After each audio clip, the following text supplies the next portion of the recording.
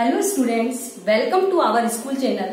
In this video, we will talk about meaning of economics and some other words with their meanings they generally use in our subject. At first, we talk about the subject of economics. सबसे पहले हम बात करेंगे हमारे subject के अर्थ economics, जिसको हम हिंदी में कहते हैं अर्थशास्त्र। अर्थशास्त्र देखिए, इंग्लिश वाले अर्थ का नाम सुना होगा आपने, जिसकी स्पेलिंग है EARTH। अर्थ मीन्स होता है पृथ्वी, लेकिन हिंदी में अर्थ का अभिप्राय हम धन से लगाते हैं, जिसको इंग्लिश में हम कह सकते हैं मनी। मनी से रिलेटेड जितने भी फैक्ट्स हैं, मनी से रिलेटेड जितने भी मैटर है, उनको हम किस में पढ़ते हैं? इकोनॉमिक्स में। इस वर्ल्ड में जितने भी रेंज के व्यक्ति हैं, बच्चे से लेकर एंड ओल्ड पर्सन तक यदि हम देखें तो उनका मुख्य उद्देश्य क्या होता है? धन कमाना, क्योंकि मनी अर्न करके ही वे अपनी नीड्स को सेटिस्फाइड कर सकते हैं। तो मनी अर्न करने से संबंधित किसी इकोनॉमिकल प्रणाली में जो भी क्रियाएं होती है या जो भी एक्टिविटीज होती है जिनका मुख्य एम मनी अर्न करना है, वे एक्टिविटीज कौन सी कहलाती है? इकोनॉमिकल एक्टिविटीज, आर्थिक क्रियाएं जिसको हम कह सकते हैं। तो हम अपने अर्थशास्त्र में कौन सी क्रियाएं पढ़ते हैं? इकोनॉमिक एक्टिविटीज के बारे में। नॉन इकोनॉमिक एक्टिविटी को हम इसमें नहीं पढ़ते। जो सामाजिक क्रियाएं उनका अध्ययन हम इस शास्त्र में नहीं करते। हम केवल इसमें धन कमाने के उद्देश्य से की जाने वाली क्रियाएं, कौन सी क्रियाएं? आर्थिक क्रियाएं, और उन्हीं इकोनॉमिक एक्टिविटी को हम किस में पढ़ते हैं? इकोनॉमिक्स में। स्टडी करेंगे हम इसके अंदर किसकी? Economic activity.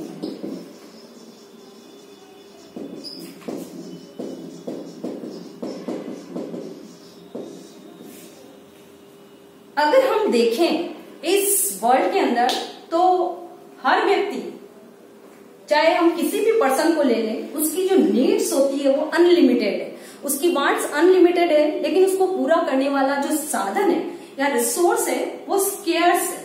सीमित साधनों के प्रति अपनी असीमित आवश्यकताओं को पूरा करने के लिए एक उपभोक्ता या कंज्यूमर का बिहेवियर क्या रहता है, उससे संबंधित बातें क्या है, जिसके आधार पर वो अधिकतम सेटिस्फेक्शन प्राप्त कर सके, उनको हम किस में पढ़ते हैं? हमारे इकोनॉमिक्स में। तो हम इसी अर्थ के आधार पर इसकी परिभाषा करें तो हम कह सकते हैं कि economic is a science which help us to understand the behavior of consumer, जो किस व्यवहार के प्रति हमें मदद करेगा कि अपनी अनलिमिटेड नीड्स और स्केर्स रिसोर्स के बीच वो अपना व्यवहार किस प्रकार से, अपना बिहेवियर किस प्रकार से प्रदर्शित करेगा।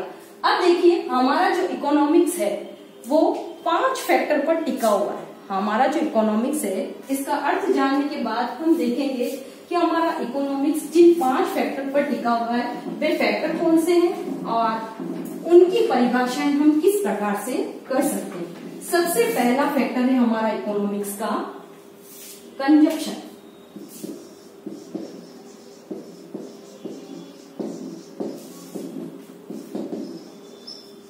कंजप्शन देखिए, कंजप्शन जिसको हिंदी में हम कहते हैं उपभोग। उपभोग कौन करते हैं? कंज्यूमर। कंज्यूमर कौन है? A person who consume things and services are called consumer. और जिन वस्तुओं और सेवाओं का भी प्रयोग करते हैं उसको हम कहते हैं उपभोग।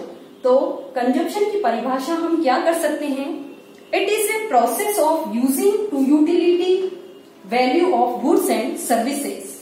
अगर हम कंजप्शन की परिभाषा करें तो हम कह रहे हैं कि ये वह प्रक्रिया है जिसके द्वारा हम किसी वस्तु और सेवा की यूटिलिटी को यूज करते हैं। Using of utility of things and other services. तो किसी वस्तु और सेवा का प्रयोग क्या कहलाता है? उपभोग। देखिए, जनरली हम अपने मुंह में खाने वाली जो वस्तुएं हैं, जनरली वे वस्तुएं जो हम मुंह में ले रहे हैं, उन्हीं को हम उपभोग मान लेते हैं, कंजप्शन मान लेते हैं। जैसे ग्लास ऑफ वाटर या हम यूं कह सकते हैं कि हमारे फूड को लेना, ये सब हम कंजप्शन मानते हैं। लेकिन इकोनॉमिक्स में कंजप्शन शब्द का विशेष अर्थ है। जैसे अभी हम आपको इस रूम में खड़े होकर पढ़ाई करा रहे हैं, आप जिन टेबल, चेयर, फैन इनका यूज कर रहे हैं, ये भी क्या हुआ? कंजप्शन।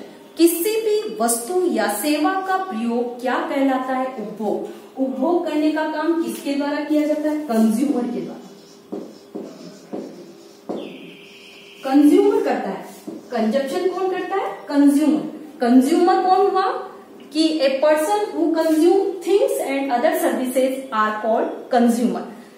कंजप्शन से जुड़ा हुआ है शब्द कंज्यूमर। सेकंड जो हमारा इकोनॉमिक्स का फैक्टर है वो है कंजप्शन के बाद में प्रोडक्शन। सेकंड फैक्टर जिस पर हमारा इकोनॉमिक्स टिका हुआ है या जिससे हमारी इकोनॉमिक्स रिलेटेड है, उस दूसरे फैक्टर का नाम है प्रोडक्शन। प्रोडक्शन जिसको हम हिंदी में कहते हैं उत्पादन। उत्पादन करने का काम कौन करता है? देखिए, producer, a person who product things and other services to earn money, या हम यू कह सकते हैं कि जनरेट टू हर या his income. A person who produce things and other services are called producer। The production क्या हुआ? It is a method, या हम कह सकते हैं it is a process to converting raw material into useful things। यह एक ऐसी प्रक्रिया है जिसके द्वारा हम अपने कच्चे माल को तैयार माल में परिवर्तित करते हैं। यदि हम किसी वस्तु की प्राइस वैल्यू बढ़ा दें, यदि हम किसी वस्तु की मूल्य वृद्धि कर दें, या किसी वस्तु की यूटिलिटी में वृद्धि कर दें, उसकी उपयोगिता को बढ़ा दें, तब भी वो क्या कहलाएगा? हमारा प्रोडक्शन। तो प्रोडक्शन की जनरल जो परिभाषा है वो तो यही है कि it is a process which convert raw material into useful things. इसके द्वारा हम रॉ मटेरियल से या कच्चे माल से तैयार माल बनाते हैं, या हम यूं कह सकते हैं कि प्रोडक्शन वह कार्य है जिसके द्वारा हम किसी वस्तु की प्राइस को इंक्रीज कर देते हैं, या फिर हम यूं कह सकते हैं इसके द्वारा हम किसी वस्तु की वैल्यू को बढ़ा देते हैं।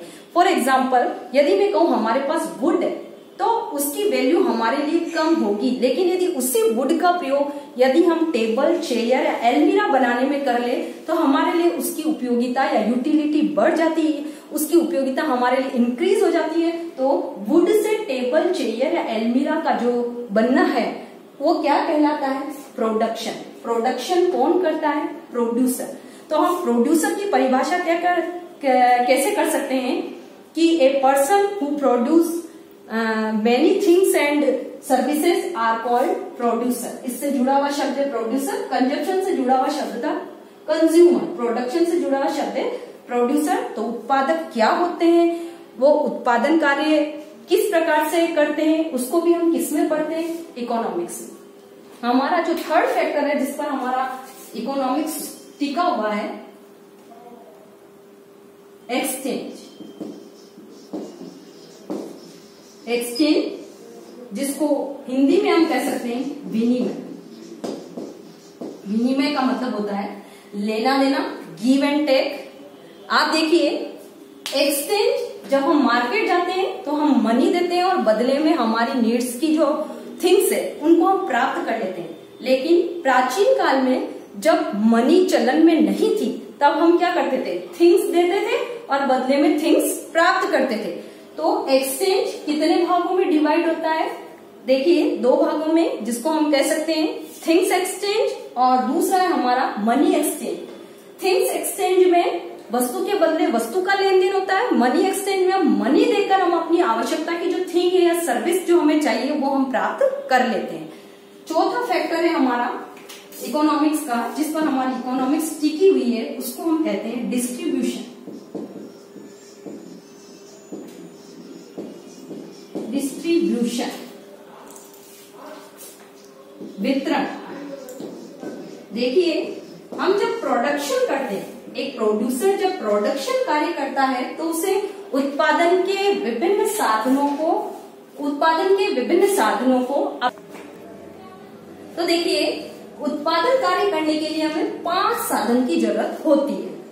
उन 5 साधन में हम लेते हैं हमारा लैंड, कैपिटल, लेबर या उद्यमिता, जिसको हम ब्रेवरी भी कह सकते हैं, मैनेजमेंट, इन सब की जरूरत होती है।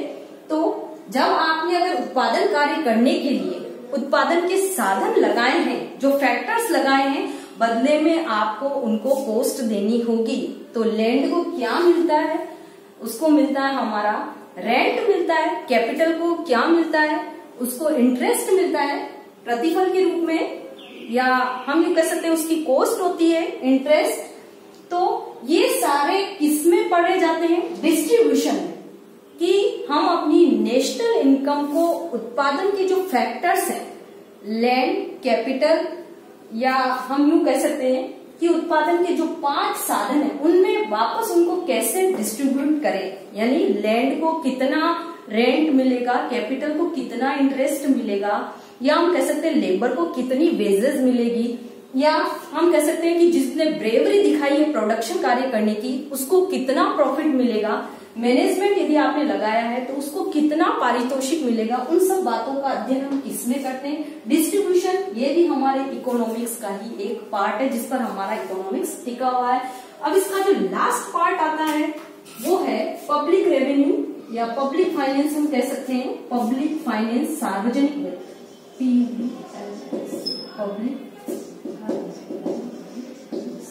पब्लिक फाइनेंस, सार्वजनिक वित्त। 5वां फैक्टर इकोनॉमिक्स का सार्वजनिक वित्त। इसके अंदर हम पढ़ते हैं टैक्स के बारे में और गवर्नमेंट एक्सपेंडिचर के बारे में।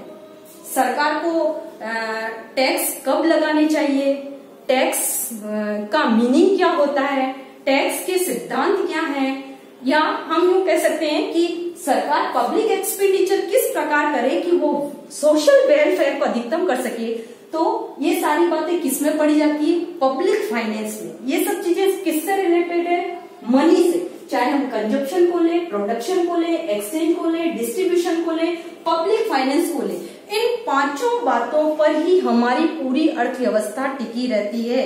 यहाँ हम कह सकते हैं कि हमारी इकोनॉमिक जो प्रणाली है वो इन्हीं 5 बातों के आधार पर कार्य करती है। आज के इस वीडियो में हमने इकोनॉमिक्स का अर्थ क्या है, इसके कौन कौन से फैक्टर हैं जिन पर हमारी इकोनॉमिकल प्रणाली कार्य करती है, उसमें हमने इन 5 फैक्टर्स को पढ़ा है: consumption, production, exchange, distribution and public finance. इसी के साथ ही कुछ 2 चीजें जिनकी जिक्र हम अपने सब्जेक्ट में बार बार करते हैं, सेविंग और इन्वेस्टमेंट। इन 2 शब्दों का अर्थ भी हम यहीं पर इस वीडियो में देख लेंगे। सबसे पहले हम ले लेते हैं सेविंग क्या है। सेविंग यानी बचत। बचत क्या होती है?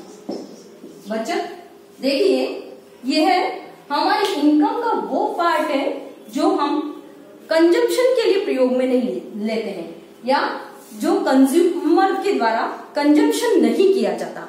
हमारी इनकम का वह पार्ट जो कंजप्शन न किया जाकर बचा लिया जाता है, उसको हम कहते हैं बचत। बचत करना हर व्यक्ति का एक गुण माना जाता है। तो यदि हम बचत की परिभाषा करें तो saving is that part of income which is not consumed, जिसका उपभोग नहीं किया गया है।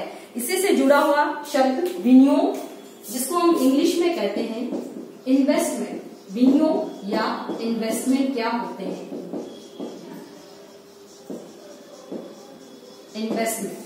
इन्वेस्टमेंट किसके द्वारा की जाते हैं? प्रोड्यूसर या उत्पादककर्ताओं के द्वारा। इन्वेस्टमेंट का मुख्य एम होता है अधिक प्रॉफिट करना। तो प्रॉफिट कमाने के लिए प्रोड्यूसर द्वारा जो कैपिटल लगाई जाती है मार्केट में, या पूंजीगत परिसंपत्तियों का निर्माण करने के लिए वो कैपिटल को लगाता है, उसको हम क्या कहते हैं? इन्वेस्टमेंट कार्य। विनियोगों को लागू करके या विनियोग करके ही एक प्रोडक्शन करता है, वो अधिक प्रॉफिट अर्जित कर सकता है। तो हिंदी में यदि हम कहें तो इसकी परिभाषा क्या हुई कि इसके द्वारा हम नई पूंजीगत परिसंपत्तियों का निर्माण करते हैं। और इंग्लिश में कहें तो investment is expenditure by the producer on the purchases of such assets which help to generate our income, यानी हमारी इनकम को जनरेट करने के लिए प्रोड्यूसर द्वारा किए जाने वाले व्यय है जिसमें वह लाभ कमाकर नई पूंजीगत परिसंपत्तियों का निर्माण कर देता है। तो I hope you understand all these words and meaning of economics. If you have any problem, you can call me on my WhatsApp number. Thank you.